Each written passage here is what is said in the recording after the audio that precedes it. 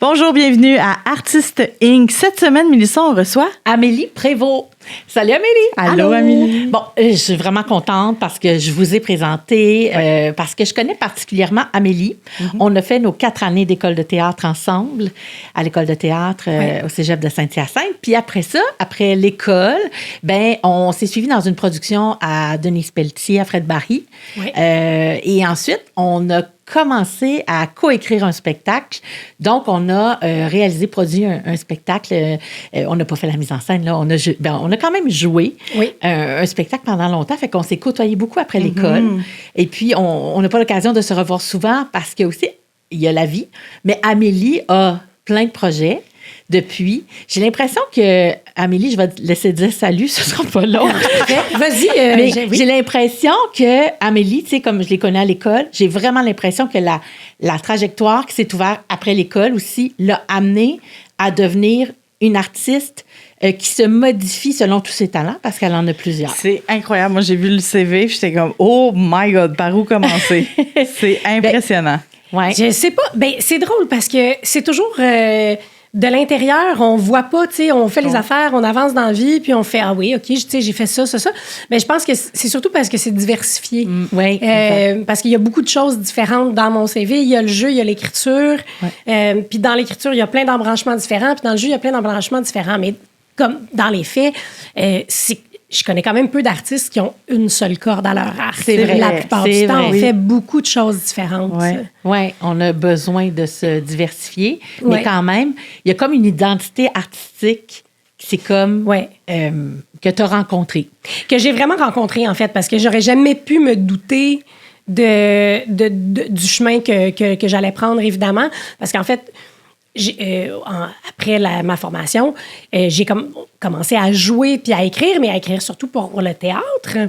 Puis après, à un moment donné, j'ai rencontré la poésie, mais que je connaissais déjà un peu, mais de façon cachée, là, tu sais, dans les tiroirs. Ah oui? Ben, tu sais, quand même, là, tu sais, c'était pas... tu penses pas que tu vas faire ta vie avec ça, être poète, là, dans la vie. Fait que et un jour, je suis allée dans une soirée de slam, puis là, j'ai vu des gens sur une scène en train de dire des poèmes, puis j'ai fait, ben voyons, ça existe, cette affaire-là. C'est donc bien ça que j'ai le goût d'essayer. Et d'ailleurs, Mélissa, c'est toi qui m'a outé dans ma situation de slammeuse à l'époque. Oui. J'avais écrit juste un texte.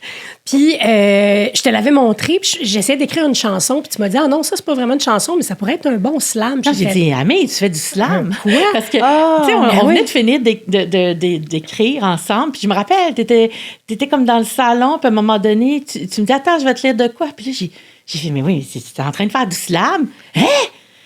J'avais aucune idée ce que c'était. Puis le lendemain, je pense, de cette journée-là, j'ai reçu un appel d'une de nos collègues, Marianne Alpin, qui me dit « Hey, j'ai une soirée bénéfice pour ma compagnie de théâtre. Il manque un artiste chez quelqu'un qui a choqué. Peux-tu venir faire... Et Mélissa m'a dit que tu faisais du slam. » J'avais déjà... Ben, moi, j'aime ça, faire la promotion des artistes. Je fais « Mais non, mais Mélissa dit n'importe quoi. » J'ai jamais fait ça de ma vie. Finalement, je suis allée. J'ai dit oui, parce que là, tu veux sortir ton ami un peu de la marde. Puis là, ça a super bien marché. Fait que là, finalement, je me suis inscrite dans une soirée de slam. Finalement, là, j'ai fait ça. Là, j'ai gagné. Là, le mois d'après, j'ai gagné encore. Là, je suis retournée. C'est le fun quand tu gagnes. Tu sais, tu retourner. Puis là, finalement, ben, j'ai gagné une couple d'années plus tard, finalement, le Grand Slam du Québec, finalement, la Coupe du monde de slam. Là, finalement, toute ma vie a fait comme... Ça s'est tout aligné vers ça, un peu malgré moi. Puis j'ai fait, ben oui, OK, parfait, let's go, on va là. Ce qui fait que, ben après, c'est ça, là, c'est devenu la poésie performée, le conte, les recueils de poésie, puis éventuellement les spectacles... C'est ça. Fait que c'est comme arrivé, bang. Ouais. Mais c'est en quelle année que c'est arrivé, ça? Ça, c'est 2009. 2009-2010. Ah oui, c'est ça. Mais quand même... On était en train d'écrire ensemble à ce moment-là. Exact. Mais c'est incroyable. Quand que la vie te pousse naturellement dans une voie, là, tu pouvais comme pas faire grand-chose en disant non, mais que tout le monde est comme « Bravo! Continue comme ça! » Oui, vraiment. C'est le fun dans ce temps-là.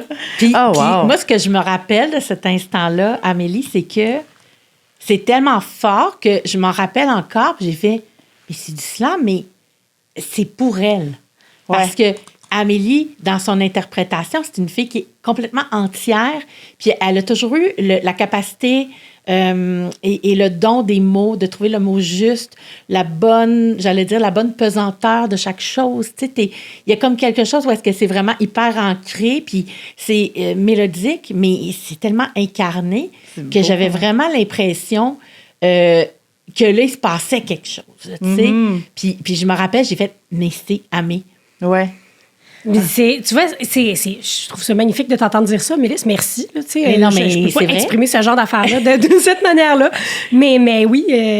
C'était comme quelque chose qui était pour toi. Fallait que j'aille là. Ouais. Mais qu'on a plus ou moins vu venir. Tu sais, comme. Je disais, si tu m'avais dit plutôt. ça à l'école de théâtre, je disais, tu dis ça? Mais non, mais on n'était pas rendu là dans nos vies, dans nos têtes, là. Mais. Non, mais de toute façon, tu sais, quand tu fais de la scène. Tu fais de la scène. Ouais. Peu importe la manière dont ça se déploie, ça reste un peu toujours le même travail, c'est-à-dire avoir quelque chose à dire, puis le dire à du monde qui sont venus l'écouter. Ouais. À partir de là, que ce que tu fais, ça soit un conte, une chanson, un poème ou un dialogue de théâtre, ça reste la même job. C'est juste que ça se décline différemment. Tout à fait. Mais, tu sais, là, j'allais faire une analogie culinaire vraiment moyenne. Mais on peut tout se permettre. Oui, et puis on aime ça en plus. Je veux dire, de la cuisine italienne ou de la cuisine thaï, ben ça reste des aliments. Ben oui. Tu vas les manger. C'est pas du tout le même processus, c'est pas du tout la même saveur, mais en effet, ça sert à nourrir ton corps. Ça nourrit. En parlant du c'est fini, ce bout-là, c'est il est fini. fini. On viendra pas là-dessus. Quand je parlais de charge dans ces textes, c'est pas tout à fait ça. Là, c'est autre chose. Vous lirez ces livres. D'ailleurs, je les emmène. Oui, parce que là, tu nous as emmené des livres pour mon... Ben, tu sais, premièrement, je veux dire, tu n'en es pas à ton premier livre. Hein? Tu sais, c'est très intéressant. Non, il en manque. Il en manque, absolument. Mais puis, premièrement, je voulais juste montrer à quel point j'aimais les couvertures, les titres aussi. Que je t'aide avec les livres? Oui, s'il vous plaît, parce que clairement... Mais moi, le titre qui m'a fait beaucoup rire tantôt, c'est « Le petit pain blanc ». Ouais. C'est tellement un bon titre. C'est bon. Comment tu fais pour justement, tu sais, comme quand tu commences un processus d'écriture, est-ce que tu as une méthode en particulier que tu abordes? Est-ce que tu as remarqué une façon dans ton processus? Je dirais que ça dépend de ce que je fais, ça dépend de ce que j'écris. Tous ces livres-là ont été écrits de façon complètement différente. Ah ouais? Celui-là, c'est vraiment le sujet qui a démarré l'écriture. Mm-hmm. C'est vraiment une envie de parler de mon rapport à l'alimentation, de mon rapport à mon corps, et puis de ce que je pense que la société me fait, l'effet que je pense que la société a sur mon rapport à mon alimentation, mon rapport à mon corps. Puis je pense que ça concerne quand même beaucoup de monde. C'est une chose dont j'avais envie de parler en poésie parce que l'intimité. Parce que je voulais pas faire un spectacle avec ça, je voulais que ça soit un livre puis que les gens soient tout seuls avec.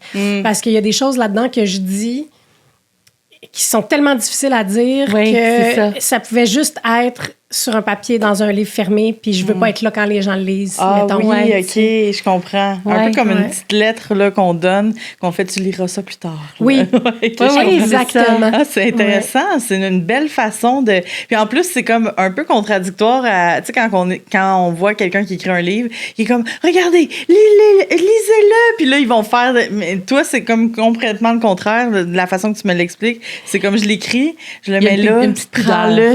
Oui, c'est ça, il y a une pudeur mais j'ai toujours intéressante. une petite pudeur avec l'écriture quand même. C'est Pourquoi? Parce que ton plaisir jamais est là. sûre. T'es jamais sûre. Je suis jamais sûre. Je suis jamais sûre, puis le temps passe, puis après ça, je suis jamais satisfaite. J'étais un peu difficile là-dessus. Perfectionniste? Mais non, parce que je suis une super botcheuse en même temps, dans la vie en général. Mais tu sais quand ça fonctionne. Oui. Mais je le sais aussi quand ça fonctionne pas, puis toutes les imperfections, je les vois, puis ils me travaillent. Mais évidemment, il y a des gradations. Là, il y a des choses dont je suis fière de ce que je fais, puis j'assume pleinement ce que j'écris, puis tout ça. Mais j'ai bien de la misère avec l'autopromotion. Là, oui, je comprends. Dire, hey, lis ça, c'est bon. Je sais pas si tu vas aimer ça, là, moi. Là. Peut-être que tu vas haïr ça. Là. Moi, je fais ça, puis peut-être que c'est vraiment... c'est ça. Très humble. Fait que quand les gens sont contents, je suis contente, mais je suis consciente aussi que ça se peut très bien que les gens n'aiment pas ça. Là. Oui, puis que les gens le reçoivent aussi, puis que, tu sais, c'est comme un processus d'un spectacle, là. Tu peux adhérer à un spectacle, ça peut te ramener à des affaires, ça peut, tu sais, je veux dire, c'est toi qui donnes, mais la personne reçoit puis gère ce qu'elle reçoit, là. Complètement. Puis tu peux pas écrire pour plaire. Tu peux pas créer pour plaire. Ça fonctionne pas de même. Non. Sinon, tu vas toujours être dans la séduction. Oui. Puis là, la séduction, ça cache la vérité. Là, oui. C'est quoi ta position quand tu écris? Tu le fais pour qui? Ben c'est toujours pour soi. C'est toujours pour soi. Ça peut pas être pour les autres. D'ailleurs, d'abord, tu sais jamais si quelqu'un va te lire. Puis deuxièmement, c'est pas nécessaire. Je veux dire, oui, l'écriture, je pense que c'est nécessaire que ça existe, mais je veux dire, c'est pas nécessaire que moi j'écrive dans la vie. Okay. Le monde va continuer de tourner si j'écris pas. Ouais. C'est pas une nécessité. Personne se garoche là, pour me dire hey, c'est quand ton prochain livre. Ben, il y en a, là, mais. C'est un rendez-vous avec toi. C'est un rendez-vous. Ben oui, vraiment. Et parce qu'on écrit, parce que ça nous aide. Ben non, je vais parler au jeu, là. J'écris parce que ça m'aide à mieux me comprendre, à mieux comprendre le monde dans lequel je vis, à mieux, puis à mieux exister. Là. C'est comme la lecture à l'envers. Là. Ça a les mêmes fonctions que la lecture, sauf que ça part de soi. Puis les réponses que tu as après par rapport à ton processus, est-ce que tu les as? J'ai rarement des réponses. J'ai souvent plus de questions, finalement, là, en bout de ligne, mais ça ouvre des portes, c'est sûr. Là. Ça permet de formuler les choses de façon tellement plus précise aussi. Quand tu cherches... Absolument. Je dirais que c'est la grande force de la poésie aussi, c'est d'aller tellement dans la précision que tu n'as pas le choix d'être sûr que c'est ça que tu veux dire. Parce que si c'est pas clair pour toi, ça va jamais être clair pour les gens qui te lisent. C'est vrai. Fait puis ça, c'est un travail intéressant en édition aussi, là, quand l'éditeur embarque là-dedans, de faire... si lui n'a pas compris, parce qu'on a l'impression que la poésie, ça peut être ben opaque, puis que, on veut pas qu'on n'est pas obligé de tout comprendre, etc. Mais il faut quand même que ça se rende. Il faut qu'il y ait quelque chose qui touche la personne qui lit ou qui l'écoute, parce que sinon, ça tombe dans le beurre. T'sais. Puis moi, je fais pas... J'ai quand même envie que les gens me lisent. J'ai quand même envie que les gens aient du plaisir. J'ai quand même envie que les gens aient du plaisir avec la poésie. Là. C'est ça l'objectif. Là. Je fais un peu de la pop, en quelque sorte. Là. De la pop avec beaucoup trop de sourires. C'est-tu assumé? Oui, mais c'est un reproche que j'ai eu souvent, que j'ai reçu souvent. Voyons donc. Oui, oui, mais toi, tu fais de la pop, tu fais de la poésie pop, là, tu sais. Mais je pense que c'est à cause du côté spectaculaire de la performance. Oui, parce que c'est ça aussi. C'est qu'il y a des gens qui vont pouvoir en écrire, mais toi, tu l'incarnes. Oui, la plupart du temps. Quand c'est, dans le cas là, on était sur Hostie Pain Blanc, qui est vraiment un livre, là. J'ai fait des lectures, mais quand même pas très fréquemment. Alors que là, tu as dans les mains, par exemple, La Belle-Mère ou Kamikaze du vendredi. Ça, c'est des textes de spectacle. Fait que c'est des textes de poésie, mais c'est des textes de poésie narrative. Oui. Au sens où on raconte une histoire, c'est plus proche du slam, de la poésie slam que du poème écrit, imprimé, là. Oui. Puis là-dedans, c'est sûr que pour que ça marche, faut que tu mettes un petit peu de spectaculaire, faut que tu mettes un petit peu plus, faut que tu ailles chercher le public un petit peu plus, tu sais. Oui, c'est ça. Mais c'est jamais avec, tu sais, je te connais, là, il n'y a pas le côté plaire, là, tu sais. Non, mais tu as une conscience de ce que c'est l'intérêt d'un public. Ben oui, mais c'est sûr. Moi, je veux pas prendre les gens en otage. Ben non. Puis leur offrir quelque chose qui a pas de sens ou qui a pas de... Ou les laisser, les abandonner à la difficile tâche de décrypter quelque chose de complètement opaque. Tu sais, c'est pas ça que j'ai envie de faire. J'ai envie qu'on communique ensemble. Puis s'ils me suivent pas dans mon trip... Tout à fait. Moi, j'aurai pas de fun non plus parce que ça rebondira pas, parce que ça sera pas... Tu sais, je fais du spectacle. Moi, quand tu fais du spectacle, tu as envie que les gens dans la salle vivent quelque chose, ressentent quelque chose, vibrent, que ce soit positif ou plus tragique.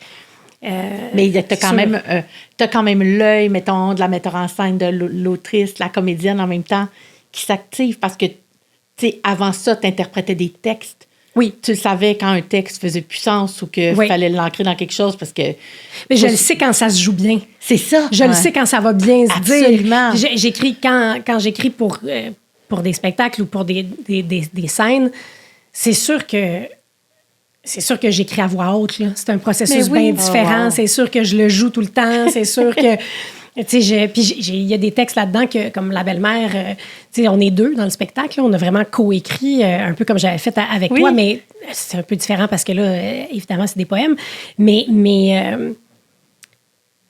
j'ai envie que la personne qui va jouer avec moi ait du plaisir aussi à dire à dire le texte, là, que ça soit un peu digeste. Là. Oui. Est-ce que je me permets, excuse-moi. Mais est-ce que tu sens une bonne écoute aussi de la part d'une audience, d'un public qui est intéressé? Parce que des fois, on parle de poésie, puis on dirait que c'est très niché pour la majorité des gens. Tu sais, vu que ton écriture, comme tu dis, qui est plus pop, as-tu l'impression que tu ouvres cette porte-là de la poésie à un public un peu plus grand? Ou je le sais pas. Je le sais pas. Peut-être. Si c'est le cas, tant mieux. Mm-hmm. Mais c'est pas comme un objectif, mettons. Ouais, okay. Moi, je fais ce que j'ai envie de faire. Oui, c'est ça, c'est ça. Puis j'écris ce que j'ai à dire, puis j'espère que ça va se rendre. Ouais. J'ai pas d'objectif caché là, non. de quoi que ce soit. Puis non, même à quelque part, j'ai aussi un genre de syndrome de l'imposteur là, de « Ah ouais, mais tu sais... je suis pas vraiment une vraie poète, là. Mais voyons! Je suis une actrice qui écrit, dans le fond. Ah ouais!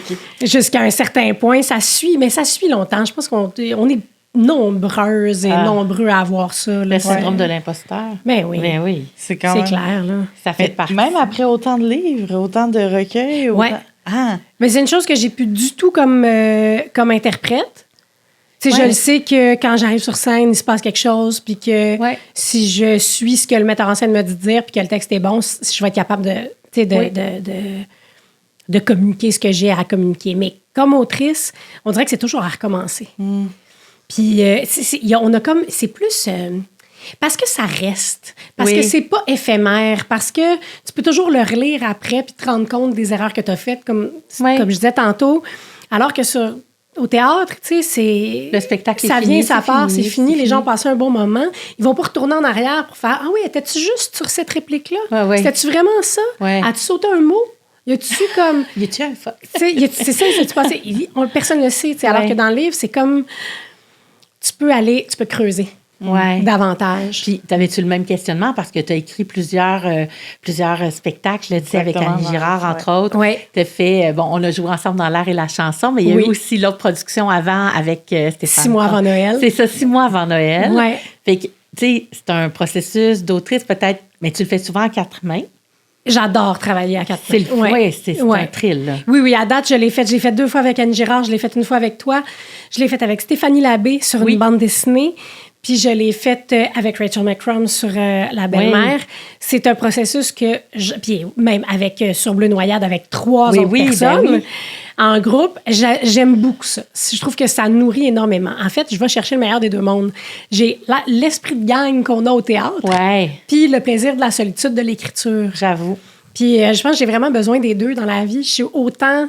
une fille de gang qui a besoin d'être avec mon équipe puis d'être en situation sociale que de l'intimité de l'écriture qui vient chercher mon côté un petit peu plus timide, qui paraît peu, mais qui existe. Oui.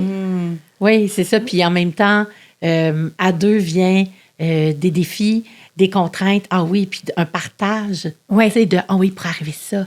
Ah oui, ça. Tu sais, je me rappelle des fois, puis d'arriver aussi dans le chaos, tu fais, là, ça tient pas, là.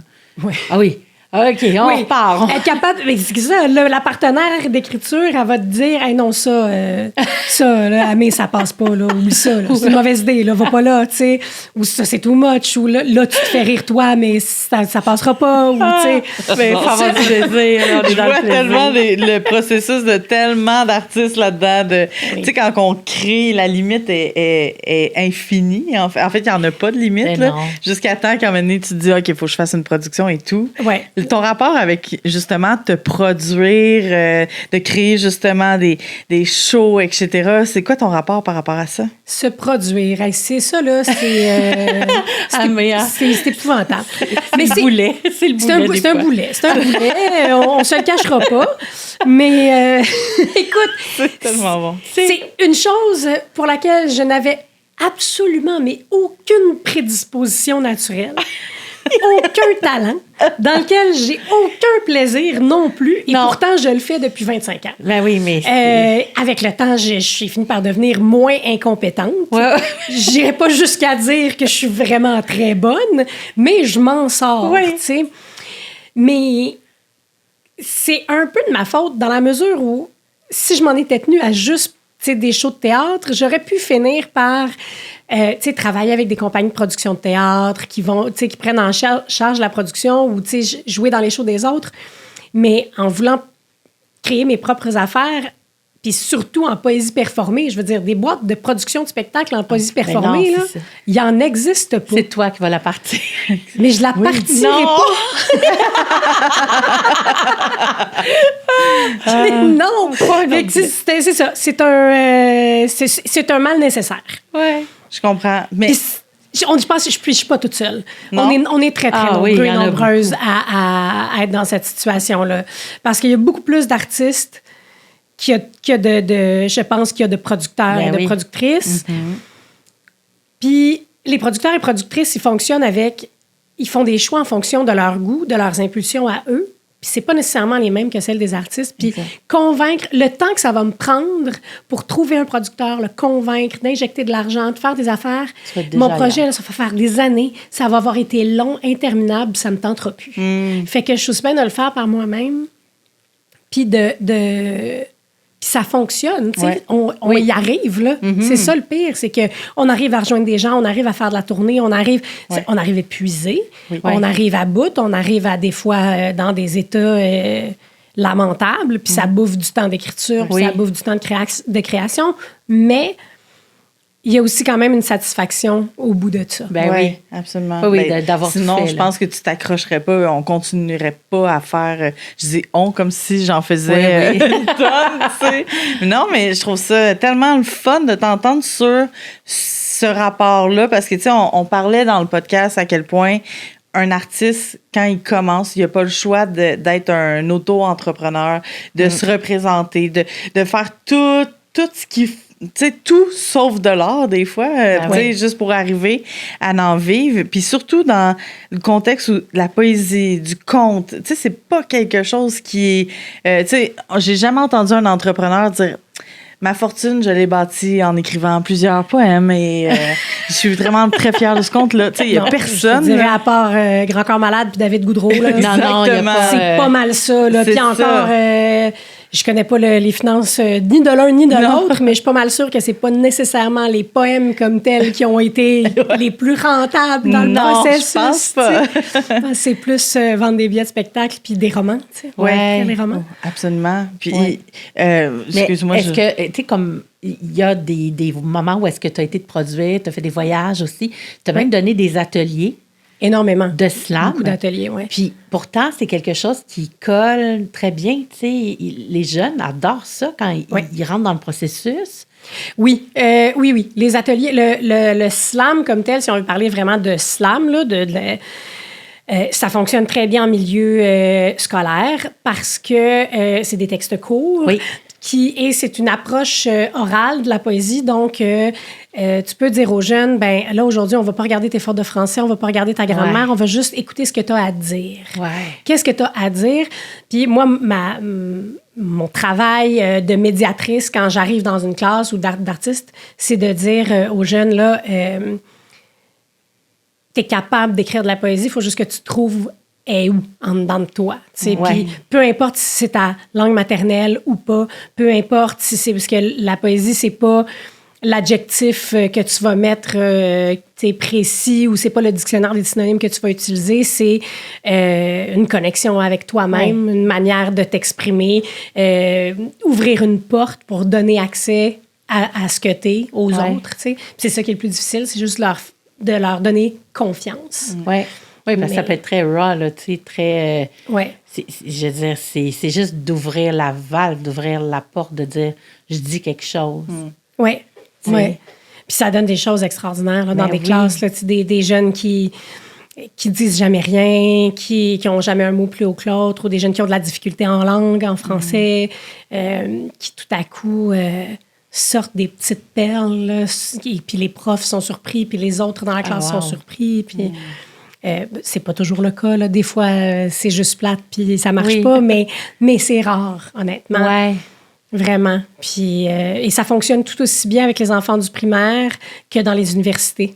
J'ai fait des très, très beaux ateliers avec Véro Bachand, qui est aussi co-autrice là, de Bleu Noyade, qui, elle, enseigne à l'UQAM au programme en éducation.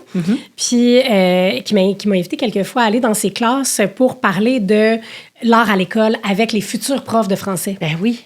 Et puis, c'est extraordinaire, les discussions que ça amène, de leur faire voir que c'est possible d'enseigner la poésie. Tu sais, c'est pas... t'es pas obligé de passer pour enseigner la poésie par, nécessairement, les poètes du 19e siècle qui intéresseront pas tes élèves puis qui t'ont peut-être pas intéressé toi-même quand t'étais au secondaire, que tu peux passer par les poètes actuels. Oui. Il y en a plein. Puis là, on leur fait sortir les poètes québécois d'aujourd'hui qui accrochent les jeunes, là, tu sais, les Jean-Christophe Réel, les Jean-Sébastien Larouche, les Cuenca. Il y en a, là. Puis... oui, cette partie-là de faire de la médiation, ça m'intéresse quand même beaucoup, mais c'est très épuisant. J'ai un respect immense pour les profs. Je ne ferais jamais ça. Oui. Mais artistiquement, qu'est-ce que ça te nourrit? Ça te nourrit comment? Ah oui, bien, artistiquement. D'abord, les jeunes, ils n'ont pas de processus clair. Hein? Ils n'ont pas l'habitude de créer, ils n'ont pas l'habitude. Puis souvent, ils sortent des choses que moi, j'aurais jamais pensé. T'sais, ils pensent les choses d'une manière qui tellement rafraîchissante, tellement dénuée de tout a priori. Oui, ben oui. Que je fais, ben oui, ça peut être si simple que ça. Ben oui, ça peut être ça. Puis c'est toujours se rappeler aussi, en enseignant ce que je fais, ça m'aide à le comprendre énormément parce qu'il faut que je l'explique. Si je veux que mon atelier soit clair, ben il faut que je comprenne c'est quoi mon propre processus, tu sais. Puis ça, je sais pas trop, tu sais, quand... En tout cas, moi, je sais pas trop, là, au départ, là, tu sais, c'est quand instinctif, puis à un moment donné, tu creuses, là. Oui, puis tu sais, moi, je suis pas une grande... penseuse de l'art, là, tu sais, j'applique les choses, là. Je réfléchis, bien sûr, j'ai une démarche, mais ma démarche, souvent, tu sais, j'étais un peu, moi, comme au secondaire, là, ou au cégep, là, tu sais, j'écrivais ma dissertation, puis je faisais le plan après. J'adore. Je pense qu'il y a beaucoup de monde aussi qui fonctionne d'abord. Oui, absolument. Oui, c'est ça. C'est comme nous, on va faire le plan de ton podcast après. Oui, c'est ça. On va dire de quoi on parle après. Mais les filles, vous connaissez depuis longtemps, mais moi, je vous ai connues en même temps avec le projet, et je le dépose juste ici pour vous, les grosses geishas. Vous en souvenez? Ouais. Tu le dis avec beaucoup de douceur. Ben, c'est parce qu'en même temps, c'était un projet artistique qui m'a, moi, énormément parlé à l'époque. Ben, encore là, mais je veux dire, ça fait 2012 qu'on disait tantôt. 2012 quand même, ça va vite. Ouais. Ça fait longtemps puis pas longtemps en même temps. C'est ça qui est fou. Ouais. Puis en fait, on parlait tantôt en amont que c'était une production que vous avez coécrite, mais que si vous aviez à le refaire aujourd'hui, c'est pas quelque chose que vous referiez pour probablement, on nommait l'appropriation culturelle. Mais qu'est-ce qui vous a passionné dans tout ça? Tu sais, comme les deux. Mais là, les deux, vous pouvez répondre parce que c'est un projet commun. Là. Ouais. Fait que... Et je pense juste que, en fait, tout a commencé. J'ai joué dans un spectacle qu'Amélie et Annie avaient écrit au Théâtre La Chapelle. Oui. Puis je me rappelle que dans les loges, on avait fait comme, ah oui, on est comme des grosses geishas. Et là... Avec nos pinceaux de maquillage, puis nos affaires. Puis je pense que ça avait comme eu il y avait eu un petit émoi de, tu sais, ça punch, là. Oui. Grosse geisha. Je me souviens que Louis-Olivier Moffett avait beaucoup ri. Oui. De cette blague. Exact. Oui, tout le monde riait. Il y a quelque chose comme, là, tu sais. Puis là, on s'est comme regardé, puis on a fait, OK, puis on a fini le spectacle, puis après les quelques semaines, puis après ça, on s'est vus pour coécrire. Puis on savait pas d'où on partait, mais on allait se faire plaisir en créant des personnages qui pourraient assouvir tout ce qu'on n'a pas pu jouer avant. Oui, c'est ça. C'était juste un gros plaisir personnel que vous faisiez à travers une démarche, un travail artistique. D'aller, puis cet univers-là, de l'extrême féminité qui est associé à la geisha, c'est quelque chose qui est qui nous avait été un peu interdit dans les castings. autant, à l'école de théâtre, bon, t'as jamais joué la jeune première, jamais joué l'ingénue l'amoureuse. Puis après ça, en sortant, passer des auditions essentiellement pour jouer des troqueuses, des rockeuses, des tatoueuses, puis des affaires, ce qui est super et merveilleux. Puis en fait, moi, je me suis jamais plaint de mon casting dans la mesure où on m'a toujours offert que des choses hyper intéressantes. Oui. Mais on avait le goût de se payer la permission d'aller dans notre soi intérieur, soi au sens du tissu. Là. Oui. On en avait de la soi. On en avait. Mais oui, puis c'était comme si, on pourrait pas nécessairement jouer maintenant. Tu parlais d'appropriation culturelle parce que là-dedans, on faisait des agents doubles qui étaient à la recherche d'un pas fin. D'un tueur en série, rien de moins. Puis, on était les agents doubles, puis lui, il aimait les geishas, puis on avait dit, on n'a pas le choix d'ouvrir un salon de geisha. Mais là, je veux dire, Amélie et moi, qui jouent les geishas, qui essaient d'attraper le rituel du thé, là, on est complètement dans l'appropriation. Ouais. Et on avait aussi des comédiens également qui ne jouaient pas nécessairement la culture, tu sais. On avait des comédiens québécois, tu sais, qui jouaient ça fonctionnait pas. Des personnages... des hommes japonais. Fait que ça passerait plus aujourd'hui. On n'avait pas conscience de ce qu'on était en train de faire au sens de l'appropriation culturelle. Toutefois, le fait de se mettre en avant avec nos castings de femmes rondes, à l'époque, on était quand même... précurseurs. Oui, relativement précurseurs parce qu'il n'y en avait pas tant que ça. Non, puis je vais revenir à l'article. Il y avait Alexandre Vigneault dans Le Devoir qui avait écrit « Les grosses sont là ». Il y avait comme quatre spectacles à Montréal, dont les grosses geishas qui jouaient. Puis ça, c'était nouveau, là. Oui. Tu sais, en 2012, on parlait pas d'appropriation culturelle, mais on parlait pas non plus beaucoup... de body positive, exactement. De diversité corporelle. C'est pas loin, là, dans le temps. C'est pour ça que quand on pense, ça fait longtemps, mais pas tant que ça, pour que ça puisse avoir déclenché d'autres... Mais le monde a changé très vite. Vraiment. Là-dessus, pour le mieux, je pense. Mais c'est sûr qu'on réfléchirait les choses autrement. Mais tantôt, on se disait, si on avait à rejouer ce show-là, puis pour aller chercher exactement le même sujet, mais d'une autre manière, on pourrait être aujourd'hui des ballerines. Oui, exact. C'est des grosses ballerines. Des grosses ballerines. Ça aurait à peu près le même effet, je pense. Mais le fond reste d'abord... super intéressant parce que c'est juste dans la forme que vous allez créer qui peut se changer selon l'époque, mais le fond était là, tu sais. Oui. Donc, il y a ça aussi qui est intéressant de se dire qu'une création qu'on fait n'est pas nécessairement une finalité. Tu sais, ça peut changer aussi. Oui, il y a de quoi de beau dans ça, puis d'artistique en se disant que, quand tu sors un livre, si demain matin, toi, tu décides de là, en même temps, j'ai pris ce livre-là dans mes mains, puis tu nommais que s'il n'y avait pas eu cette écriture-là, ce projet-là, ce livre-là serait pas né. Non, effectivement, je pense pas que je me serais rendue à Hostie de Pain Blanc si j'avais pas fait les grosses geishas avant. C'est sûr. Dans l'affirmation de mon rapport au corps, il y a quelque chose qui s'est transformé, qui a grandi avec les geishas. Une réflexion aussi qui a été amorcée sur l'oppression sociale, là, sur les corps féminins, puis sur les corps en général, là, parce que ça concerne absolument pas juste les femmes. Là. Puis Oui, ça a amorcé ça. Ouais. Puis en même temps, c'était traité comme une grande comédie. Là. C'était une farce. Là. Oui. Moi, ça, c'est ma chose préférée au monde, je pense, de traiter des sujets graves par le biais de l'humour. Ouais. Je trouve que c'est une chose extraordinaire qu'on a, les humains, un moyen extraordinaire de communiquer. Vraiment. C'est vrai. Mais puis là, on parlait de production. C'est pas quelque chose que t'aimes faire. L'évolution aussi de ce show-là. Si demain matin, je vous dis, OK, vous repartez en écriture, vous le refaites, est-ce que vous le faites? Bien entendu, vous changez des choses. Mais est-ce que vous le refaites au niveau financier? Ça ressemble à quoi, produire un show comme ça? C'était énorme. En fait, moi, c'est une des choses que j'ai pas faites pendant très, très longtemps après ce processus-là, c'est reproduire un spectacle de théâtre parce qu'on s'est retrouvé avec une dette énorme que d'ailleurs Mélissa avait contractée en son nom personnel parce qu'on n'avait pas eu de subvention pour le faire, puis on l'a fait quand même. Puis on avait une grosse équipe en arrière de nous. On avait des costumes extrêmement des kimonos onéreux. en soie. Puis oui, donc, et ça a été, comme Mélissa disait tout à l'heure, nos salles étaient pleines. Oui. On avait une super bonne promo, on avait plein d'outils promotionnels qu'on avait développés, on avait de la marchandise à vendre, plein d'affaires. Et malgré tout, on n'est pas arrivé dans notre argent parce que... en fait, on assumait que c'est un show très esthétique.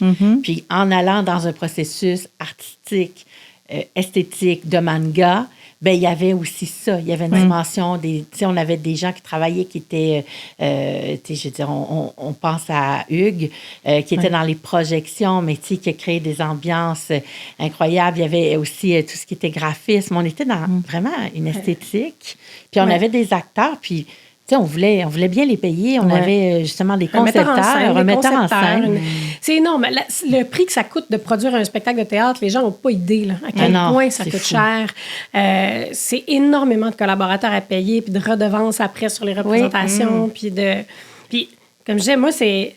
Un spectacle de poésie, ça coûte tellement moins cher à produire qu'un spectacle de théâtre. Là. C'est tellement... tu peux faire ce que tu veux. Là. Tu peux dépenser des millions, si tu veux, là, pour mettre ta poésie dans un bel écrin, mais quand je suis toute seule sur scène, s'il y a quelqu'un qui n'est pas payé, c'est moi. Ouais. La plupart du temps, j'ai des collaborateurs. Et j'essaie de les payer le mieux possible. Je ne réussis pas tout le temps à leur donner le salaire que je voudrais, mais j'essaye. Au moins. Mais c'est un poids. C'est un poids qu'on traîne d'avoir à... En fait, c'est juste que ça empêche des fois ou ça censure un projet artistique parce que tu reviens au choix. Puis on aurait pu se dire, on ne prend pas des kimonos, des vrais, de geisha qui sont faits sur mesure sur nous. Non, on va prendre une robe de chambre trop petite, mais c'est pas ça qu'on veut montrer. Non. On voulait montrer la grâce aussi qu'on pouvait avoir dans ça. Puis, tu sais, pour nous, ça faisait comme sens. C'était comme un... On ne va pas dans un choix qui va être moindre. Puis on travaillait vraiment avec des pros que pour eux autres aussi, c'était comme, on ne va pas là. Des fois, la contrainte, elle se peut. Oui. T'sais, des fois, on peut faire le compromis, mais des fois, on ne peut pas. Puis là-dessus, sur un spectacle qui est tellement esthétique, c'était pas possible. C'était pas possible. Puis on ne savait pas que ça allait faire, on allait plonger dans cet univers-là au départ. Ouais. T'sais, on ne savait pas qu'on irait pousser. Vous saviez pas que l'esthétisme. Que vous étiez pour aller chercher une dette. Non, en fait, ça, tu sais jamais. On travaille. On vendait des tasses, les grosses geishas avec du thé vert. On était pleines de bonne volonté. De bonne volonté, mais puis ça en revient souvent à la question qu'un artiste, pour réussir à libérer justement son art, il va payer pour travailler. Est-ce que c'est quelque chose que tu te bats, toi, même au quotidien, pour réussir à... Ou du moins, c'était quelque chose? Je pense que ça l'est toujours, là, c'est sûr. Bien, oui, évidemment. Ouais. Je suis quand même chanceuse. J'arrive à gagner de l'argent avec ce que je fais, mais évidemment, pas comme je voudrais, pas comme on voudrait, pas comme... de façon continue. C'est pas quelque chose de continu, c'est ça la différence. Non, c'est ça. Il y a toujours des trous. Puis c'est impossible de prévoir. Puis oui, c'est sûr qu'on a envie de se battre pour défendre le travail qu'on fait. Évidemment, parce qu'on pense qu'il est important, parce qu'on pense qu'il est essentiel au fonctionnement de la société, à la discussion, que ça amène de l'eau au moulin là, dans le... Mais je pense que la plupart des gens sont d'accord avec ça, mais je pense que la plupart des gens ne comprennent pas comment ça fonctionne. Oui, c'est ça. Puis c'est difficile de faire comprendre à quelqu'un, par exemple, que, tu sais, quand tu dis, bon, OK, ce comédien, par exemple, est payé 350 $ par représentation sur un show de théâtre, tu sais. OK, là, tu fais, wow, gros cachet, tu sais, c'est des grosses journées, 350 $. Mais là, tu fais, oui, OK. Mais en répétition, il était payé 20 $ de l'heure. Ou 25 $ de l'heure quand ça va bien. Puis, rendu là, il n'a pas appris son texte. Là. Non. Puis, c'est la première chose que les gens nous disent, c'est quand on sort d'un spectacle. Oh mon Dieu, je ne sais pas comment vous faites pour apprendre tout ce texte-là, c'est donc bien impressionnant. Non, c'est vrai, effectivement, c'est pas évident, c'est long.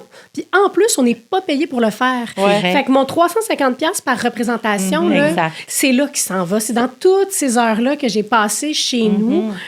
à travailler, à réfléchir, à créer. Puis ce temps-là... il est énorme, là. Il se mesure pas, là. Non, mais non. Non, exact. Mais ça, c'est quelque chose qui me fascine toujours parce que je pense que c'est toutes les disciplines artistiques aussi qui vivent cette dualité-là de dire je veux être le meilleur, d'aller chercher toutes les formations, d'aller chercher même le temps aussi de se développer comme artiste, de développer aussi le message qu'on veut porter. Tu sais, des fois, on l'a, mais comment on veut le nommer, comment on veut l'emmener. Puis après, de dire, OK, ça, c'est mon cachet que je demanderais. Puis, tu sais, c'est tout le temps timide, là. C'est genre, très rarement, je vois des artistes faire, bon, OK, honnêtement, tout ce que j'ai fait, ça vaut $1 million, tu sais. Puis, il n'y a pas un artiste qui fait ça. Ben non. Parce qu'on veut pouvoir le partager au plus grand nombre. Fait que souvent, on joue sur notre cachet et tout. Puis, tantôt, tu racontais une anecdote par rapport à une personne qui donnait justement un cachet de... Oui, qui offrait une dame qui cherchait dans une université, que je ne nommerai pas. Qui cherchait une animatrice d'atelier pour donner des ateliers de slam à des jeunes à l'université. Et elle offrait un cachet absolument ridicule de genre 37 $ de l'heure, je pense. Et j'ai dit, écoutez, moi, ça m'intéresse. Voici mon CV, voici mon expérience, voici ce que je propose comme type d'atelier, blablabla. Je dis, allez voir, s'il vous plaît, sur le site de l'UNEC et sur le site de Artistes à l'école, les cachets proposés pour... des ateliers avec des artistes en milieu scolaire, en milieu éducatif. C'est-à-dire, pour artistes à l'école, 350 $ par demi-journée, 500 $ par jour. Dans le cas de l'UNEC, quelque chose comme 400 $ pour un atelier avec un écrivain. Ça a l'air énorme. Ça paraît énorme. Puis la dame, elle a sauté dans les airs. Mais voyons donc, je peux pas vous offrir ça, ça n'a aucun sens. Je comprends, mais moi, je peux pas aller en dessous de, par exemple, ta préparation, 2/3 de ça, puis bon, la préparation, etc., etc. Ouais. On a discuté un peu, puis elle m'a dit, mais écoutez, moi, je trouve que ça n'a pas de bon sens, puis de toute façon, il n'y a pas un artiste qui gagne sa vie avec ça, donner des ateliers, c'est pas une carrière. C'est pas une carrière. Là, je dis, c'est encore drôle, madame. Vous seriez très étonnée là, du nombre d'écrivains et d'artistes en général qui gagnent beaucoup plus d'argent en donnant des ateliers en milieu scolaire qu'autre chose. Ouais. Et pas parce qu'ils sont pas bons, pas parce qu'ils sont pas des artistes hyper pertinents, mais juste parce que c'est pas payant. Parce que les auteurs, finalement, ils prennent 10 % sur le prix de vente de leur livre. Fou, là. 10 %. Puis ça, c'est dans les bons cas, là, dans les cas où les clauses sont respectées. Je veux dire, combien il faut que tu en vendes de ton livre pour avoir un revenu qui a du sens? Oui, absolument. C'est énorme. Oui. Puis je trouve qu'on n'en parle pas assez. Puis en même temps, ça fait partie de notre métier quasiment de faire l'éducation. Tu sais, ou non, ce n'est pas normal. Vous ne pouvez pas me payer 20 $ de l'heure pour ce que je fais. Tu sais, moi, souvent pour des séances auto, le nombre de fois qu'on me dit ouais, mais gars, moi, 20$, fais-moi juste une photo. T'es comme, mais même à ça. C'est pas ça le prix. C'est pas, tu sais, de faire respecter ton triage. Si t'allais chercher les services juridiques d'un avocat, là, puis tu disais, j'ai juste une question à te poser. Ouais. Je vais passer dans ton bureau, ça va durer 5 minutes. Ouais. Je vais te dire que la facture là, de 400$, tu vas la recevoir quand même. Ben oui, exact. Absolument. Moi, j'ai fait venir un plombier un week-end. Il est venu, il a regardé, il dit, je peux rien faire pour toi, mais il m'a chargé 500$. Quoi? 10 minutes. Aïe, aïe, aïe. Ouais. Fait que, tu sais, après, on se dit, il a rien fait, là. Non. Fait que, tu sais, après, on se dit, toi, t'as écrit des livres, t'as une démarche, t'as travaillé fort, t'as étudié en plus, tu sais, genre, puis t'as tout, tu t'as monté ton atelier, puis là, on te dit, je te donne 60, puis sois content. Oui, ça, c'est quand on me demande pas d'écrire des textes sur mesure pour 150$.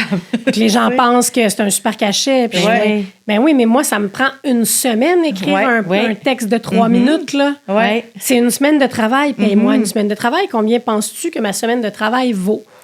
Exact. Je vais te donner le montant de mon hypothèque mensuelle. Oui, c'est ça. Tu pourras calculer. Ça va te donner une idée. Non, c'est vrai. Puis, tu sais, je disais, c'est comme si on se disait, on passe chez vous, vous nous avez appelé, vous avez envie d'un divertissement.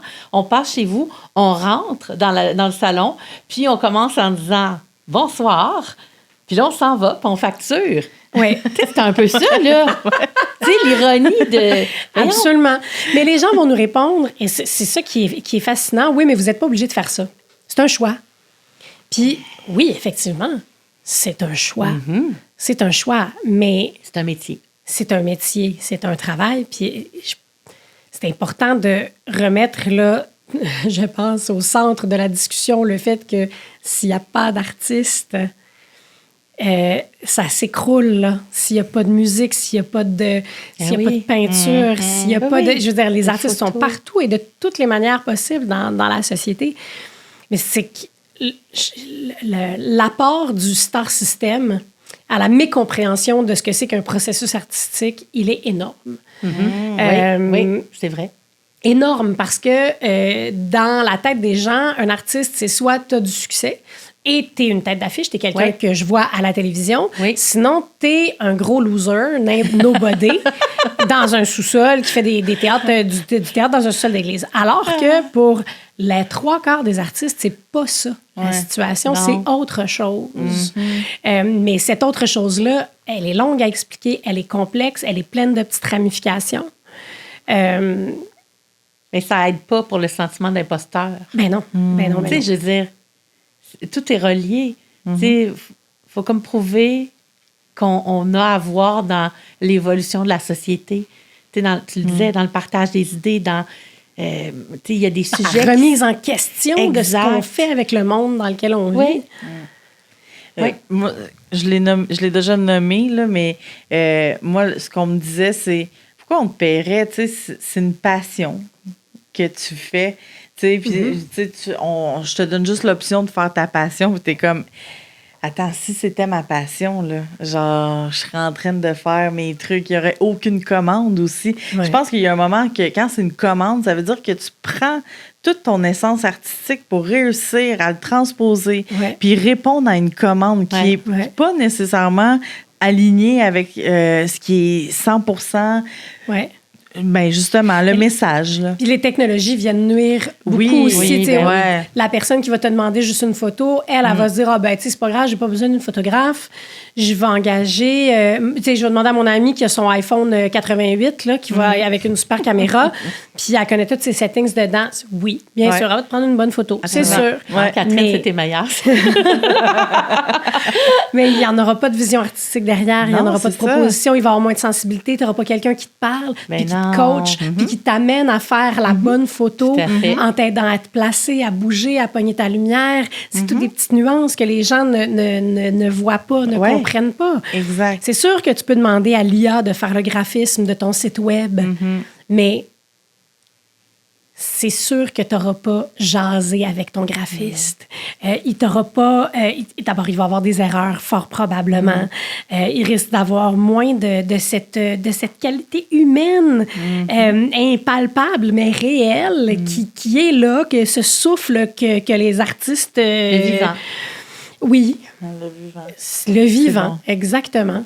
C'est beau. Je sais pas, mais j'ai l'impression de m'ostiner dans... Tu sais, on parle entre convertis, là, mais ça me fâche. Je me rends compte que ça me fâche. Ça me fâche, votre podcast. Mais tu sais quoi? C'est parce que c'est des conversations qu'on a tellement souvent entre artistes, mais que très peu de personnes entendent en dehors du cercle des artistes. C'est ça. Puis le podcast, il est là pour ça, pour des fois juste faire réveiller les gens qui comprennent, de rentrer un peu dans notre monde. Oui. Parce que c'est vrai que c'est souvent la conversation de bière après un spectacle ou la déprime après telle affaire ou un refus après une audition, puis qu'on remet en question des choses. Mais c'est vrai que d'amener les gens dans nos pensées, puis ce qui peut arriver, ça fait juste amener de la connaissance. C'est un peu le but. Bien, merci de faire ça parce que, franchement, c'est des discussions essentielles. Oui, absolument. Qu'est-ce qu'on te souhaite, là? Qu'est-ce qui s'en vient? Ben là, ce qui s'en vient, c'est que je commence la tournée avec le spectacle, La belle-mère de Stepmother.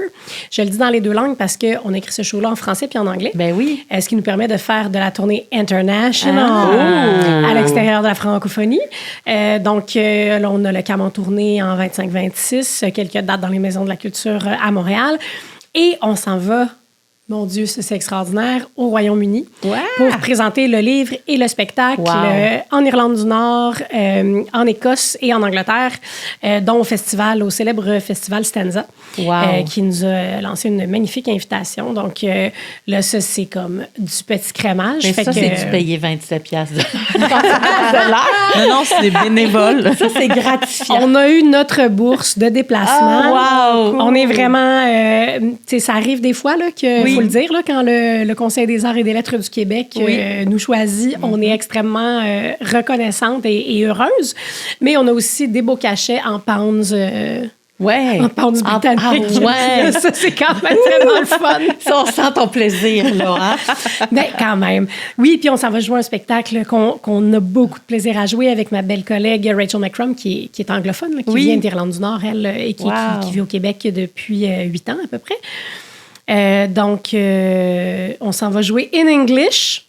Ce qui est une nouveauté quand même là, dans ma vie. J'avais jamais fait ça avant de créer ce spectacle-là avec elle. Très à l'aise dans la langue, là. Ben oui, mais je vais te dire, c'est pas pareil, hein? Non. C'est pas pareil. Écoute, le soir de la première en anglais, là, on était à Montréal, c'était dans le cadre du fil. Oui. Bon, c'est une première, on le sait, on est un peu nerveuse. Là, c'est notre texte. C'est la première fois qu'on le fait. Et là, je m'enfarge dans un mot, dans la version anglaise. Et là, mon cerveau fait comme un vortex, mais un blanc où je me dis, mais je peux pas m'en sortir parce qu'en ce moment, mon cerveau se rend compte qu'il a un blanc, mais en français. Et là, il trouve des mots à dire, mais juste des mots en français. Et je suis pas capable d'improviser. Alors que quand j'ai un blanc en français en général, je vais, surtout quand c'est mon texte, je vais être capable de... Bon, tu paraphrases, tu sautes un bout, tu reprends ailleurs, ou tu camoufles ça avec un petit peu de liquid paper, tu sais, puis ça... métaphorique, puis ça marche. Mais là, ça a bloqué complètement. Je me suis dit, OK, là, c'est ça le danger. C'est pas la même chose du tout. Je comprends. Mettre son cerveau, puis émotivement, les choses se placent pas à la même place. La voix se place pas de la même manière. Non, c'est vrai que c'est pas à la même place. C'est super étrange et très intéressant. Oui, absolument. Hey, on va te souhaiter une super expérience là-bas. Merci. Puis, y a-t-il un autre projet de livre qui s'en vient? Ben, je suis en train d'en écrire un, mais là, c'est un recueil. Celui-là, je suis pas financée pour l'écrire. Ma demande a été refusée. Mais on va l'écrire pareil parce que c'est ça. Là, j'essaie de boucler nos boucles là, de sujets. Oui. Mais moi, j'aime ça, mais c'est ça. Ouais. On le fait pareil. Ben oui, c'est ça. On va le faire quand même. Puis le sujet, là, mais je veux pas brûler mon sujet. J'en parlerai pas. Donne-nous un indice. Oui, un indice. Ça peut être une couleur, un animal. Ah, mon Dieu. Je dirais vert. D'accord, bon, l'espoir. L'Irlande. La forêt. Oui, c'est ça. Ou le dégoût. Le vert, c'est la couleur des billets. Money. C'est intéressant. OK, ouais, on aime ça. Fait que tu as beaucoup de projets là, qui s'en viennent, qui sont en cours, du moins. Oui, mais il y en a toujours. En fait, La Belle-Mère, c'est vraiment ce que j'ai en cours là, en ce moment. Puis, on a Bleu Noyade aussi. On a un spectacle qu'on essaye de jouer le plus souvent possible, mais c'est un peu plus difficile parce que on est 4 interprètes dedans. Et on habite aux 4 coins du Québec. Il faut tellement que je tousse. Vas-y. C'est le vert, hein, quand le dit. Le mot vert, l'indice, ça lui a trop demandé. Ça l'a pris de court. Elle prend son verre. Mais en même temps, tu sais, on va prendre juste cet extrait-là, puis là, on va le mixer, puis ça va donner une toune. Ça va être extraordinaire. Ben oui. Voilà.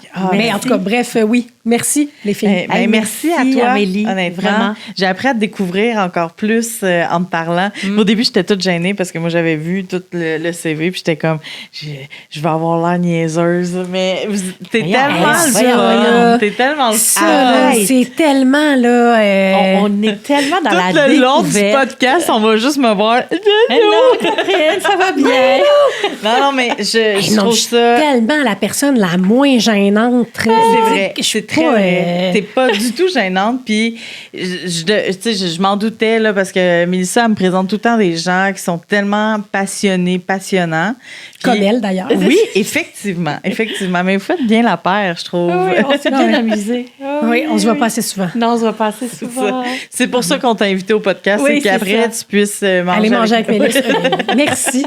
Merci à toi. Puis on va mettre, en fait, les liens pour les livres si les gens sont intéressés à découvrir le travail, encourager les artistes d'ici. Alors, on va tout mettre ça en description. Puis les shows aussi. Magnifique. Puis les shows, bien entendu. Merci beaucoup. Puis pour les gens qui nous écoutent, on se dit à la semaine prochaine avec un autre podcast, Artiste Inc.